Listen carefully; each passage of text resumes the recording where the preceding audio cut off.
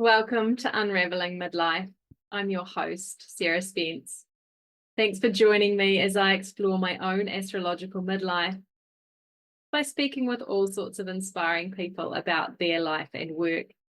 If you're new to the show, welcome. The show notes have links mentioned during this episode. And at the end of the episode, although I often share a track of my original music, today is very special and a bit different. Astrological midlife relates to Western astrology transits that run from the mid-30s to the mid-40s for everyone. Each of the main midlife transits have an overall theme, though details vary by generation and by individual. Directly corresponds to the term midlife crisis, when people buy sports cars, that kind of thing.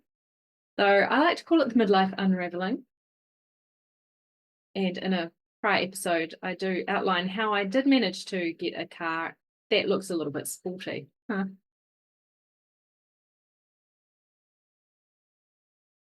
Today's guest is a professional musician currently based in Auckland, New Zealand, who has opened shows for bands like Foreigner and Three Dog Night and has had a #1 song on iTunes New Zealand. David Shanhun performs live at various events, weddings and shows, sharing his passion for music and helping others through YouTube videos, one-on-one sessions, online workshops, and really simply by sharing his authentic self through his music. I might add that one of his special qualities is how he interacts with the audience between his songs. As a special treat, David has generously provided a live version from his recent Tauranga show of the song Butterlies, and that will play after our interview. David, welcome to Unraveling Midlife. Thanks. What are you in for? Oh, let's unravel. Well, I find that seeing you on stage when you're playing one of your, obviously I haven't been to a wedding gig where you've played music, but when you've been playing your originals, you do kind of unravel the songs. And that's what I really enjoy about your gigs, is because there's the story behind them and it gets the audience really involved and relating to the story, which is what I like to do too when I'm singing originals. So you do kind of unravel bits and pieces as you go about your own life. Maybe tell the listeners they know you're a musician. What's your modus operandi in that kind of perspective with sharing your original music? Yeah, it's something I really enjoy, and it literally, if we go back when I first started playing the guitar, I was 14, and I saw a guy at my high school playing guitar, and everyone kind of crowded around, and there was this cool vibe. And I think being a musician for me full time is I want to create that for people. Something that happens playing music and having an audience and that connection, that's as much for me the music as the music is sometimes, is the fact that people come hang for an evening and they actually often shift a lot of shit. Because it's relatable, right? Someone's sharing songs about something they've experienced, or a funny moment, or something they've struggled with. Or the girl you have a crush on and she's actually not interested. Yeah. Exactly. But those are the things where people are like, oh man, that's happened to me. You know what I mean? And I think it allows a lot of the walls to come down. But equally for me, it's been an interesting journey of allowing my own walls to come down, to be in that space, to stand on stage, sing about, vulnerable, personal, intimate experiences.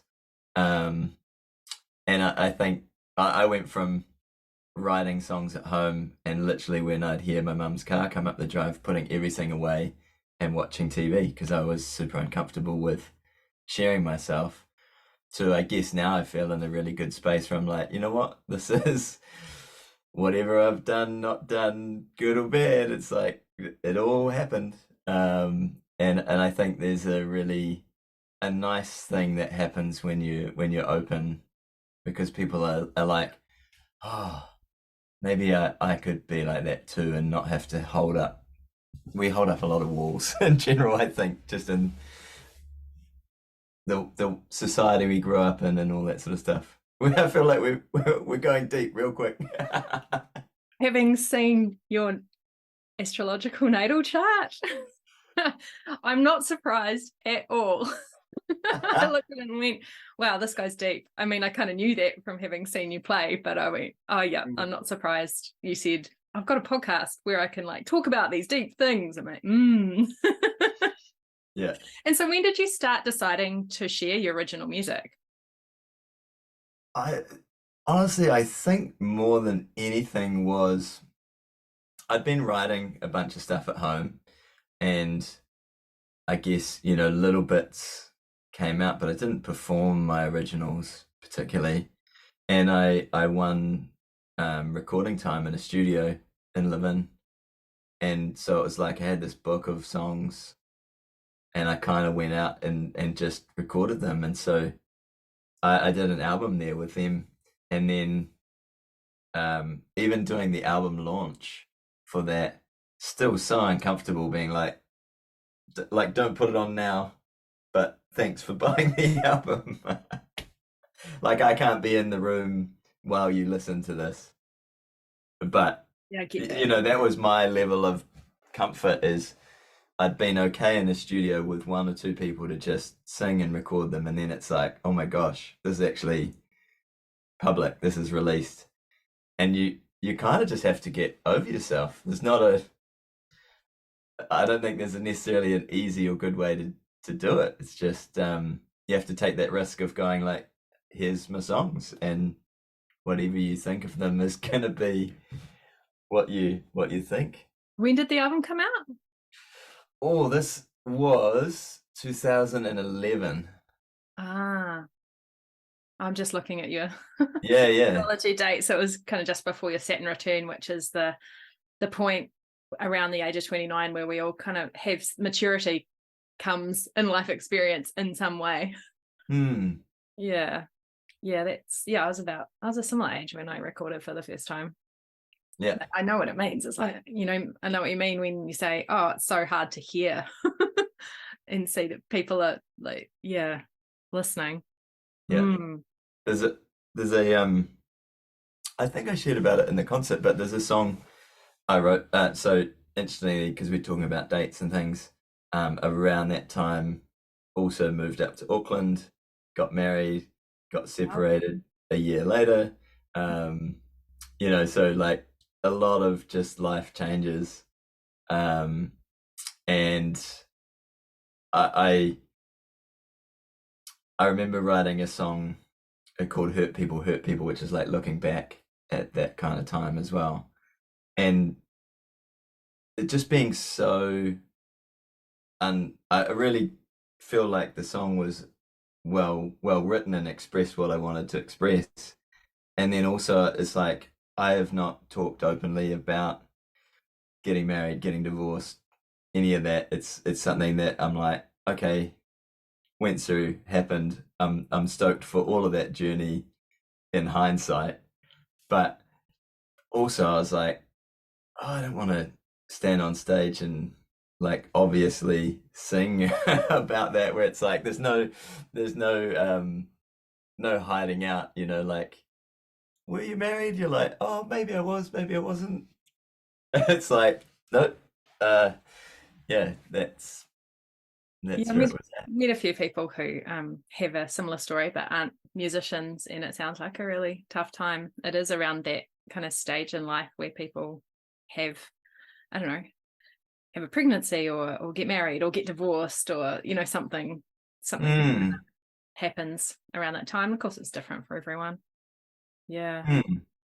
It's definitely quite vulnerable. I remember last year I wrote a very healing song about someone I dated, and it felt really good to sing it, but it wasn't the most complimentary, shall we say. And I've like spent years going, oh, but I'm a really nice person. I want everyone to think I'm a really nice person. And a couple of people said you might have gone a bit too far with that one, so I had to rewrite it in the third person and bring in some other people's stories.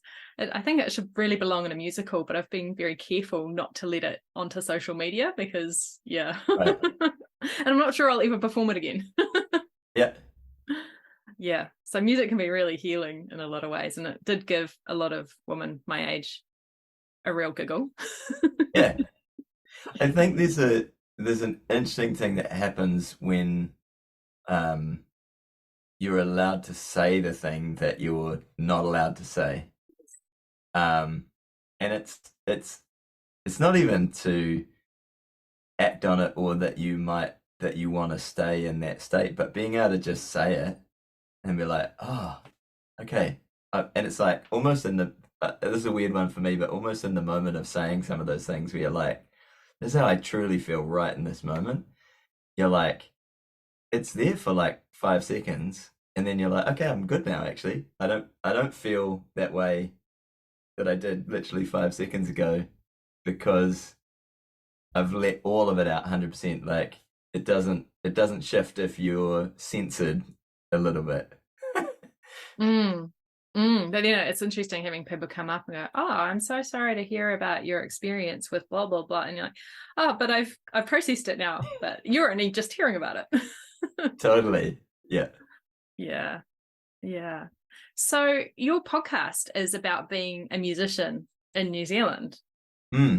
How do you find that? Because even before I looked at the podcast, I kind of thought, oh, I want to ask you about being a full-time musician in New Zealand, because sometimes people say to me, oh, do you do music? I'm like, how can you survive being a musician in New Zealand, was my question to myself.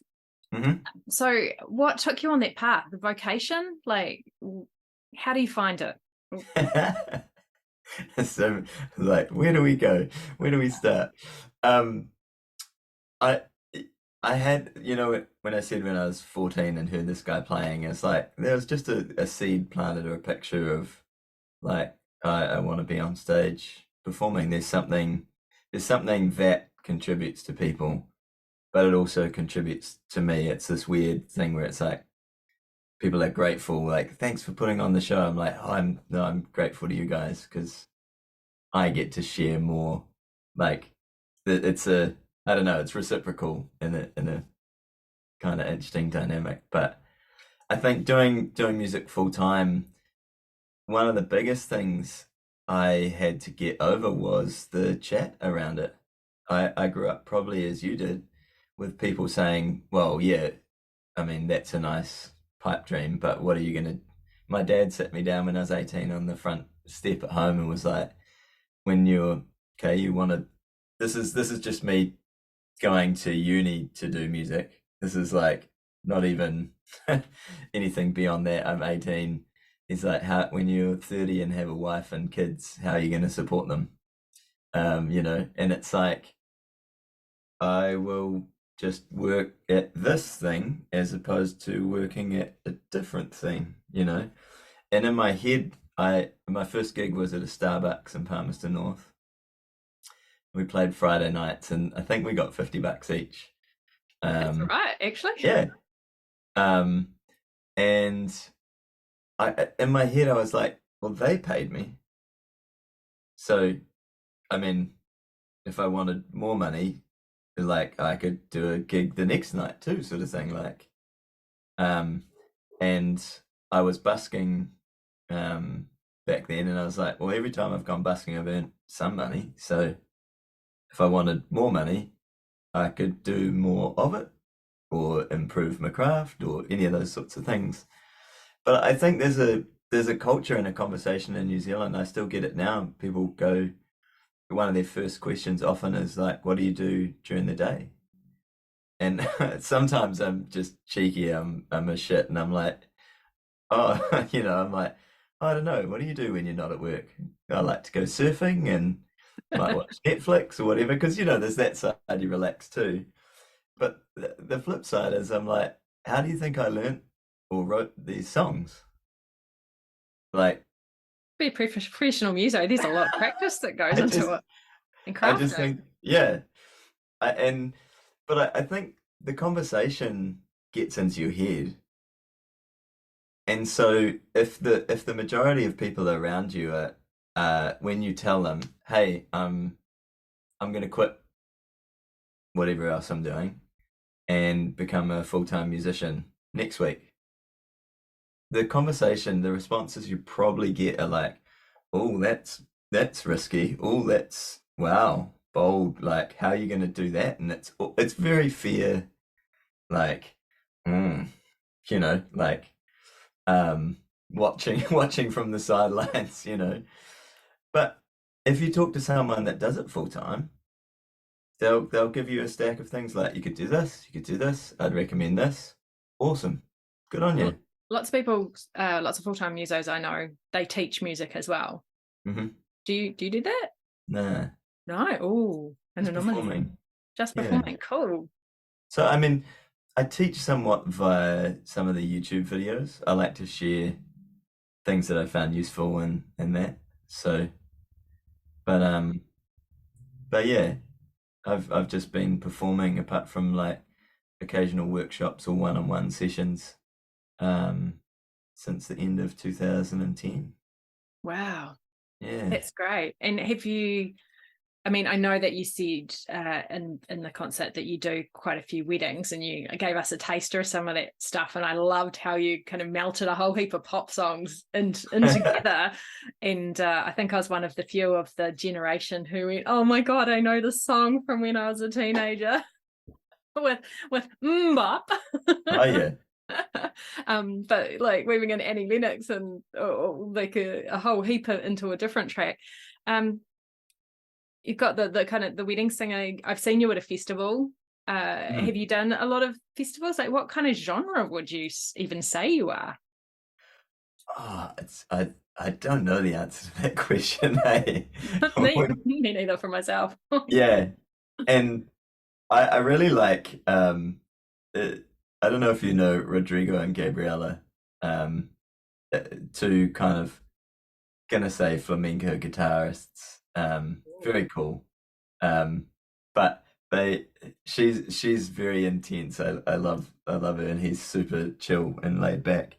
But there was an interview, and people are saying the same thing, like, what kind of music is it? Flamenco? Is it like, how do you define your style? And she's like, it's just fucking music. I like the kind of like folk world. Yeah, It can be anything.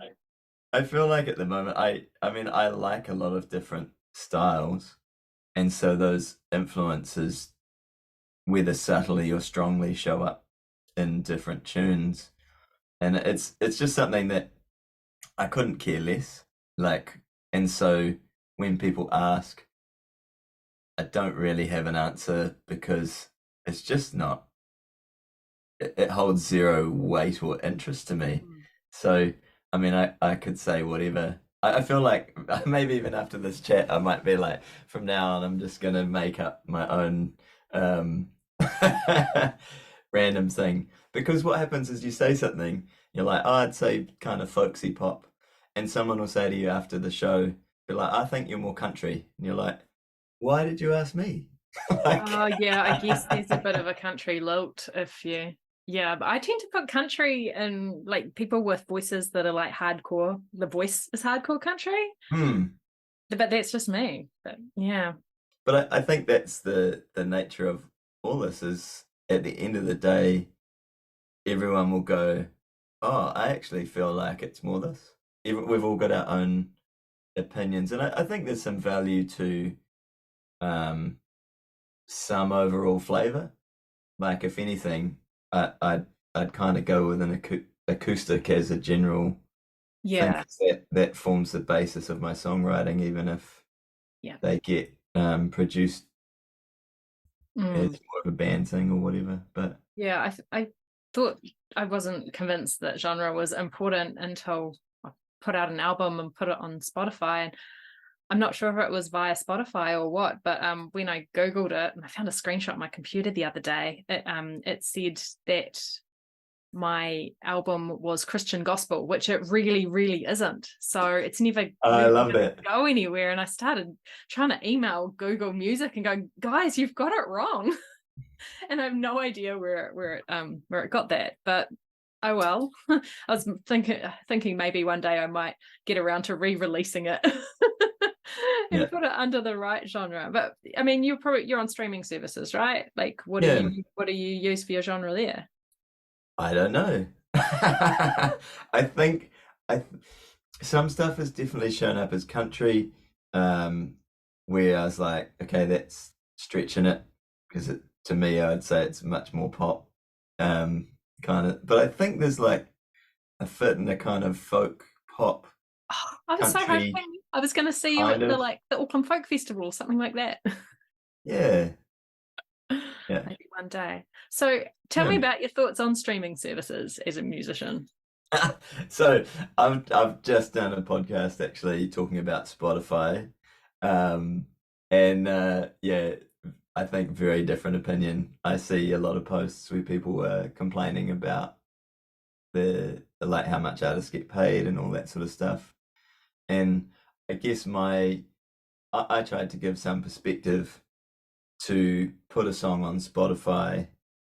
Today I don't know the price of it, but DistroKid charge a yearly fee. Let's say it's $30 or $50, I don't know, maybe somewhere around there. You can upload as many songs as you want to Spotify for that fee. So there's really no restriction on people uploading music now. There's not a huge outlay or cost to do it. Your song could be good, it could be awful. The quality could be good, it could be awful. There's really not a restriction like there was 30 or 40 years ago to getting in a studio, to having access to equipment, to recording a song. And I just don't think there is, in the age of technology and that we live in, I don't think there's a huge value or price that should be placed on being able to stream a song. I can put my music on YouTube at zero cost, and people can stream it, and I can choose to have ads or not next to that. But if I choose not to have ads, for zero cost, I've got a platform that I can get my music out to the globe. So I see the whole industry. I don't see it as a revenue thing. I think it's cool that there's some revenue attached, but more than that, I'm grateful that there's a platform I can upload that people can listen across the globe. Like, if if we were having this chat 40 years ago and being like, the little mixing desk and the mic that's on my desk right now for chatting to you on this podcast is of a higher quality than some of the studios 40 years ago. In terms of this room is audio wise is not, but it would be wild to say that like I could put out a song this evening on streaming platforms. It would be up within a week or so and could reach the entire world. So you look at streaming services as a way to reach people and don't have any expectation of making money from it, whereas a lot of others may have a slight expectation of making money from it until you put out an album and realize that you might have made $2 at best that year for like little players that aren't full-time musicians. Yeah, I think it's just for me, the difference is people compare streaming and Spotify a lot to CDs, right? Like, if you buy one CD, oh my gosh, I'll make more than I've ever made from all streaming, kind of thing. I'm like, yep, probably accurate. But CDs are fading. I just bought two. One of them was yours. But in general, as a medium, like cars don't have a CD player, like computers, all that sort of stuff. It's like, oh, you have to think about how to access that. It's a very cool thing to buy from a gig, and especially if you do have a stereo player as a memory. Like I buy CDs, t-shirts, different things from a show because I'm like, I really enjoyed that. I want to support the artist, or or you've got cool merch or whatever it happens to be. But the cost of producing a CD, the reason the priced how they are, I don't think it's changed pretty much, might be 20-30 bucks, whatever. There was a huge cost to recording, to producing, to getting that happening. And so there's this nice space we're in now where it's like, yeah, if you get CDs pressed and you sell them, you haven't had that giant cost, and you can still sell the CD at essentially a premium because that's the market sees that as the previous value. It hasn't changed when it used to cost a crazy amount to sell it. So I just think the whole industry has shifted, and people haven't caught up with the fact that we have the internet, basically. It's like and if you want to make a living, you need to do live gigs and have good merch and tour a bit and all that kind of thing, right? Yeah. So or be a YouTuber and have a lot of people that start to follow you. Yeah. I basically put, I think in the notes on the podcast around Spotify, I was like, if you haven't spent 10 to 20 hours a week for the last 6 months with like a release of some sort, like, and you're complaining about Spotify profits, you're not even in the game. You're not even doing the basic work required to succeed in that industry. And I think a lot of people get caught up, musicians and stuff now, where they're like, oh my gosh, I've posted every week to Instagram, and I'm working so hard, and I released one song 8 years ago, and now I'm angry that Spotify isn't paying me $20 per stream, and I'm sure some people will find this harsh, but I think we need to have a good self-reflection on, like, am I genuinely, the work that I'm putting in, is it going in a place that's useful or not? I'm not complaining about how much I'm not making on Spotify because I'm not really putting in much work except a podcast once a month where I sneak in a recording, which don't have any left. I'm going to actually have to force myself to record to share anymore. Amazing. But I think that's so good, and I enjoy these chats because it's just a self-reflection, and I reflect from, as much as I say these things, and this is just purely my opinion on what I see in chats, but it makes me reflect and be like, man, I haven't put anything out on Spotify. I haven't been recording my tunes. The only place you can hear some of the stuff that I've even toured multiple times are YouTube recordings. It's something that's on my radar for next year to go back into recording. But when someone comes to me and says, how do you get gigs? And then I ask, like, well, how many places have you talked to? Well, and they're like 0. I'm like, we can't be surprised about it.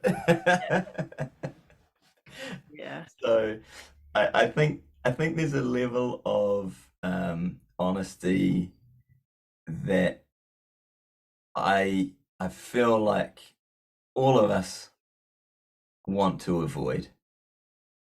Like, it'd be nicer to just avoid having to be really brutally honest. Like, you know what? I binge watched Netflix when I could have been recording another tune or filming some marketing for my tunes or planning a show. Like, if you diary and write out, like, actual hours spent genuinely marketing yourself as a musician. It's like it's so small. Yeah. So Mm. yeah, anyway, I'm like I have a lot of passion around this, because for the people that listen and are like, oh my gosh, shit, I haven't actually been doing the work. It can totally crazily change their world. We're just Yeah. like, oh my gosh, maybe I could do music full time and actually just take that first step of being like, I'm gonna get a good video and audio done of what I sound like, and I'm gonna reach out to a bunch of venues, whether that's doing your own shows, or whether that's for doing covers, gigs, and different things like that. It's like, if you would do that and message 10 people a day for the next 2 weeks. Well, it's like any kind of entrepreneurship, right? You actually need to put the effort in. Yeah. Yeah, a few years ago, I went to a gig of a lady that became a singer-songwriter after I'd first met her. I think she was just starting to write music. And I went to her gig, and she was saying that she and the guy that opened for her were both doing some course. So I guess people make money out of teaching people how to become successful musicians as well. And so they were aiming, well, it might not be the formula now, but when it was, I don't know, maybe 4 years ago, they were putting out a single every 6 weeks. And that was kind of how to keep current on Spotify. I mean, there are other streaming services, but that's pretty much the only one most of the people in my network really discuss, apart from the occasional Bandcamp, which is gives more money to musicians. Yeah, I guess it's really about working at it, isn't it? Yeah, and like I've got friends that release stuff on Bandcamp, and they've built a really cool bunch of followers that really support them, and they're paid well for their releases. Cool. And their stuff is on Spotify. So I think that's where, like, going back to your original question of like, what do you think about streaming services and all that sort of stuff, is like, I'm like, just, use them if you want to use them, but going in, what the setup is. That's the part I don't understand. It's like, if you're not happy with that arrangement, don't use it. You don't have to. There's plenty of other ways to make your music accessible, and it's going to be up to you to market it and get it in front of people. Like, the Spotify is not saying you must go with us and you are not allowed to use Bandcamp. They're saying, no, do both. We're happy to host you, and we will pay you some remuneration for that. And the same people that are streaming on our service that we're going to pay you something for may also buy and download your album on Bandcamp as well. But you will need to let them know it's there. Yes. So. I have seen some websites done really well working in with Bandcamp to kind of let people channel them in that direction, which seems really cool. It's been on my list of things to do for at least 5 years. This is good. I feel like we need a follow-up to this podcast of like, Sarah releases Bandcamp, website update. Well, I did have, now if I say it out loud, it might have to happen. When I first started this podcast, I was like, oh, cool. I could release an album from what I'm going to write for the podcast. And I think maybe I've written about 5 songs in nearly 3 years that have made it to the podcast anyway. So yeah, I don't know. Yep. Put that on my list of things to do. Oh, it's great. Like, I love this stuff, because then it's like, there is now a chat. Your listeners are like, hey, Sarah, how's the album going? How's the writing going? Can you put me up on that, listeners, please? I do sometimes need a bit of a hey. Yeah, I think there's being a little bit awkward with it is good, like, just being like, actually, this is what I want to do, and I keep putting it off. Yeah, actually, I was supposed to give a speech last night at a Speak Up with Confidence course that I did. It was the final night and I was unwell and I didn't go. So I will have to give the speech about what I want to achieve in the next 12 months. So let me write this down. 12-month speech, recording. Oh, the pressure. What's up for you in the next year or so? You got any New Year's resolutions? Yeah, Got another tour coming up in the summer? What are you up to? there will be some stuff. I've set a goal that I won't share publicly for myself. Great. But yeah, We'll watch this space there. watch this space. Yeah. Basically it's diving into and shifting into recording. Like doing this last tour for me, I realized that that's where I feel I can contribute the most, is on a stage at a ticketed show where it's like, yeah, I get to share a few stories and a few things behind some of the songs. We get to play music and have a cool night. And it's just my comfort zone, I guess, has been turning up, playing weddings, playing bar gigs, that sort of thing, where I'm like, I'm going to receive X amount of money for doing this, that, and the other, and I'm good at it. I've got a great bunch of songs. I enjoy those things, and maybe this is I don't know. I need to look through the details of our timings of being 40 now. Wild. Yep, happy But- soul return was recently. Yeah. You'll remember how old you are for the next year, I tell you. Classic. Yeah. But it's like I've sort of realized it's like it's always uncomfortable to step out of whatever space you're in, basically. Like when I quit working any other job to do music, it was like, yeah, I freaked out. And I think it's leaning into that a little bit more for me this year, of just going, okay, the focus is switching to original music, and I'm already frustrated that I've booked in certain things, like that are more along covers gigs, which I'll enjoy them, but because my focus has shifted, it's like all of a sudden I'm like working on my own stuff, and you have to kind of pause and redirect your energy. They're two very different spaces for me. So yeah, basically recording. I'm hoping I have a mentorship session next week with a guy songwriting. I'm hoping to actually tee that up for an ongoing thing where I work with him, but I haven't pitched that yet, and so we'll see what happens.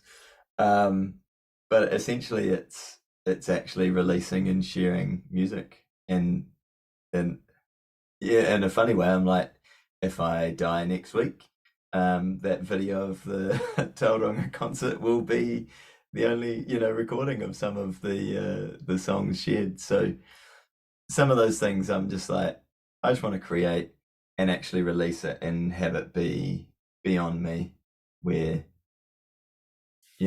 if people dig it and get something if people dig it and get something out of it, awesome. And I find this with YouTube videos or different comments, sometimes people are like, oh, I really didn't enjoy that at all. I'm like, stop watching. Like, you know what I mean? Like when you share your art and your music, it's like, I'm not looking for everyone to follow me or to agree with me. That I'm sure there's people already in these chats that are like, I disagree with this, that, and the other. I'm like, that's cool. I want to share my thoughts and my opinions and what I feel like I have to give. And then it's like, if you don't dig it, just listen to someone else. Yeah. Jump to the next episode of Sarah's podcast, Well, I have looked at the stats and it's pretty random. Like, people listen for a specific interview usually. Though some others have kind of listened to things and gone, oh wow, I really enjoyed that. And I get surprised that they listen to something just because it was next up on. Yeah, it's great. Great. You never know who is going to listen to these things or when. For sure. I mean, I love it because I think it's the same thing. There's a vulnerability and a willingness to go, I feel like I've got something to share and I'm going to put it out there, and the commitment to do it and have it be released, I think, is awesome. Because whatever people get out of this chat, like if it changes your life, if you laugh, if you cry, it's like if it's a non-event, it's still there available as an offering. Exactly. And we're going to put one of the tracks that you recorded, that you played, and it was video recorded during your recent tour when you came through the Bay of Plenty at my request. Cool. That's pretty exciting. How do people find you? Like, my website is davidshanhun.com. I'll put that in the notes. Yeah. Shannon's not the easiest to spell. I feel like it's a blessing because I'm like, well, if you spell it correctly, it's just me that shows up. True. So that's a bonus, but it's Shanhun is Shanhun. And where does that come from? It's actually two Chinese words put together,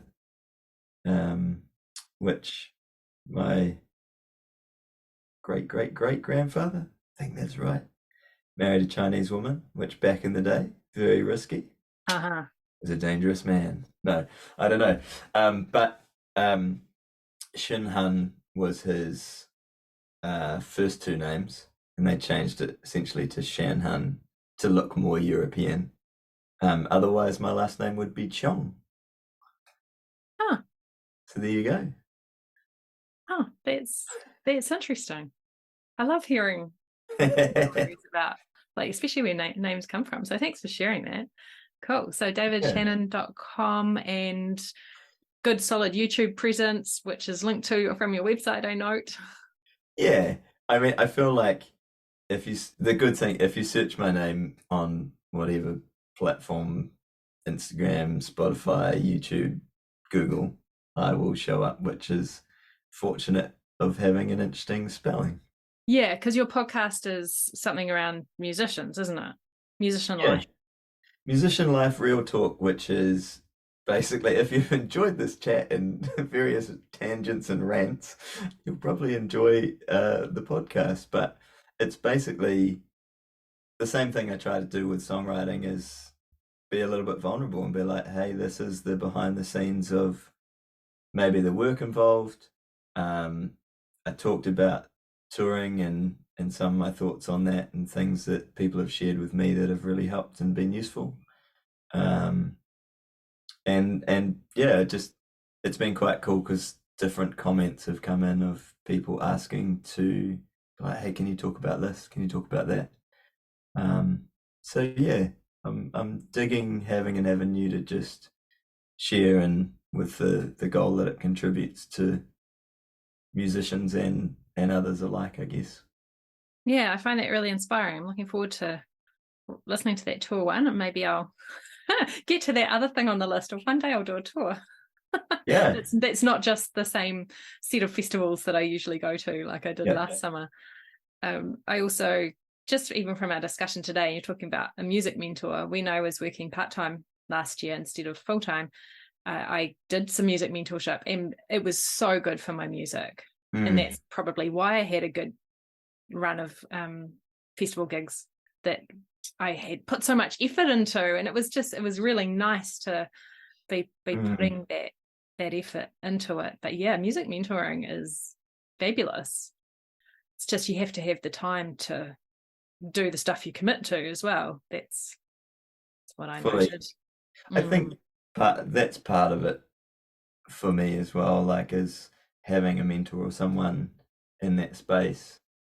It's, if you've ever had a weekly music lesson and your week's gone busy and you're like, oh my gosh, it's this afternoon, I've got my lesson, and you hurriedly like get out your instrument and like, I better practice. It's like, I think that's great, because if you didn't have that lesson, who knows how long it would be before you got your instrument out and went through it. So even though it looks like this kind of like I'm not doing great, I should have been practicing every day, it's like actually because you had that structure in place, you are going to do more. Maybe I should book one before Christmas. Oh, funny. Great. Funny. Is there anything else that you'd like to share about midlife, about music?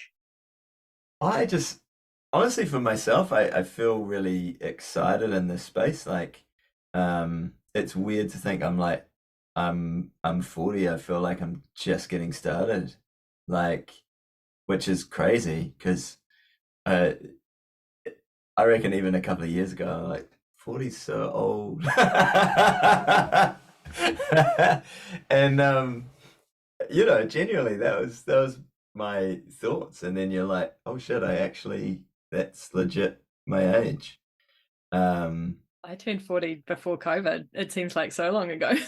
Yeah, but like, you know, all the experiences and everything, I feel like I, I've I've learnt a lot from that, and just whatever the roller coaster up and down will continue in its different forms. But I genuinely just really excited to actually spend more time being a creator than a consumer. I think at this point of sharing my thoughts, my views in whatever way that can either gift something to other people through like the aha moments of being recognition, like, oh, I've experienced that's happened, or through kind of sharing maybe with the podcast like this of just things that might help, perspectives, thoughts,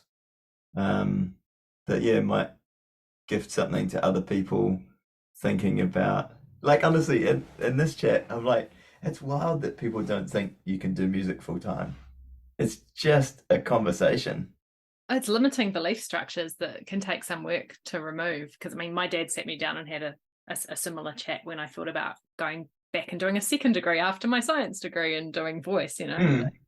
And I was like, oh yeah, but I don't actually. I want to go traveling and don't want to go back to university for 3 years. And what will I do? Teach music? Like, yeah, like, is that what I really want to do? No. Okay. So I made my decision. But yeah, I feel like it's so important to have the creatives in our society. And so like hats off to you for doing that, because so often people have to settle for whatever reason, like, and kind of crush their creativity or not have enough space to nurture it because of life's challenges. And I find in New Zealand, that kind of creativity and being a full-time musician isn't honoured as much as it is in places overseas where I've lived. You know, places with bigger populations, yes, but also places like Canada, still bigger populations, but also really supported a lot more by government grants and things, even more than Creative New Zealand and New Zealand On Air and things like that. So, you know, go you. Thank you. Yeah, I just having done it, it's so possible, and there'll be a period of awkwardness, but you totally can make whatever you want actually work. It's just not Outlook, glass half full too, isn't it? Yeah, I think you just have to genuinely start. Be like, this is because there's an unwillingness. I see it myself too a lot of times, but there's an unwillingness to say, this is actually what I want. This is actually what I want to do. And I have no clue how to get there.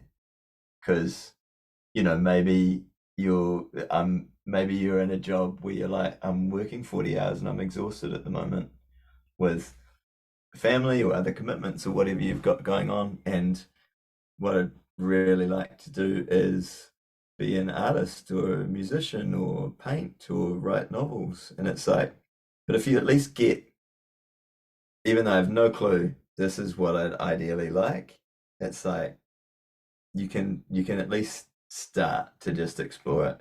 At least start doing a podcast once a month. Yeah, exactly. It'll be the back catalogue for whatever I'm doing next was my theory. I don't know what's next yet, but I feel like it's coming. Yeah, I love it. Yeah. Well, cool. Thanks heaps, David. Great having a chat. And we'll play your track Butterfly coming up. Awesome. I've loved it. Thanks for having me on.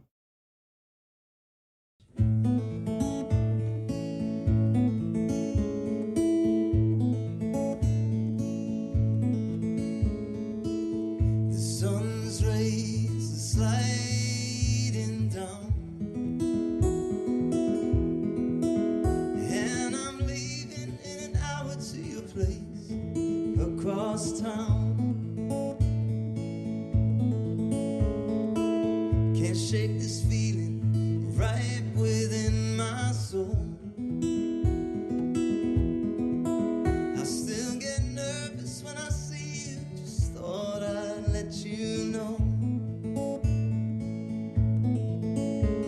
These butterflies in my heart are spreading their wings apart and taking to flight for the first time out of the dark.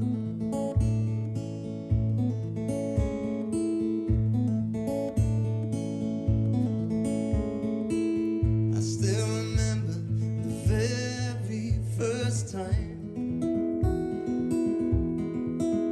that I saw you. It replays on my mind. You stood to dance and I watched mesmerized, and couldn't take my eyes off you even if I tried. These butterflies in my heart are spreading their wings apart and taking to flight for the first time out of the dark.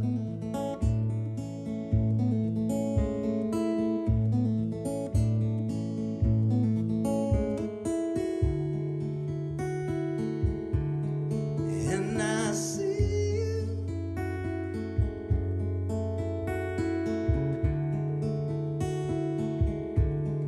and I feel you,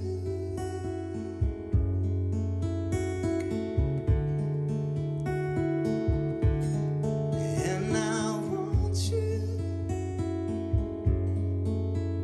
to know you are the best thing.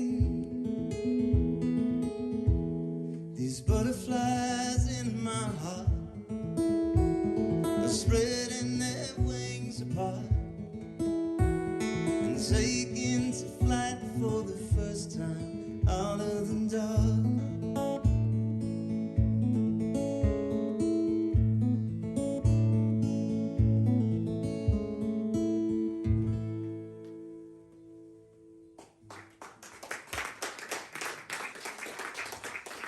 Cheers. Unraveling Midlife is brought to you from Aotearoa, New Zealand by www.sarahmarlowspence.com. Theme music is by Sarah Marlowe Spence and Sarasvati Marie Willis, and art by Samantha Hepburn.